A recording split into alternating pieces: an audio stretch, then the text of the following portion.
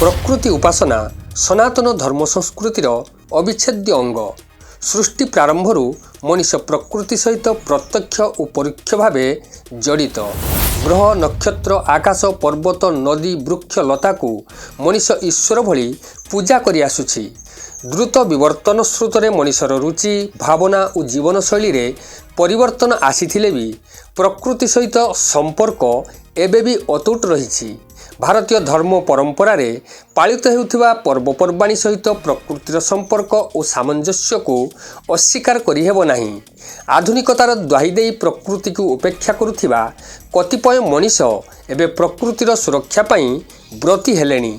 सरकार मध्य प्राकृतिक सुरक्षा लगी विभिन्न योजना और सचेतनता सृष्टि करुछंती। केतेक बदान्य व्यक्ति मध्य प्रकृतिर सुरक्षा लगी निजकु समर्पण करि दैछंती। आउ एमिति एक नियारा मनीष हेउछंती प्रकृति उपासक नरहरि बेहेरा। प्रतिवर्ष भली ए वर्ष मध्य पवित्र प्रथमाष्टमी अवसर में जलेश्वर कृष्णनगर स्थित इस्कन जगन्नाथ मंदिर निकटरे थिबा पिप्पल वृक्ष को विधिपूर्वक पूजार्चना करी नूतन वस्त्र देई पढ़ुआ करिसेंती। उद्देश्य लोकंक मनरे वृक्ष प्रति श्रद्धा सृष्टि करिबा।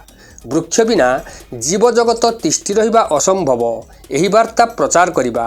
तेणु आज को 5 वर्ष हेबो से निजे प्रत्यह विभिन्न स्थान रे वृक्षरोपण करने सहित मागणारे अन्य को चारा बांटी गछ लगाइबा को परामर्श देइथांती। केवल ओडिशा नुहे बरं पड़ोशी पश्चिमबंग बिहार झारखंड उत्तर प्रदेश मध्य प्रदेश आदि राज्य को जाई चारा रोपण करती।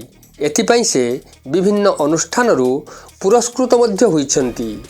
Gaurishankar Mahanty report JCL TV।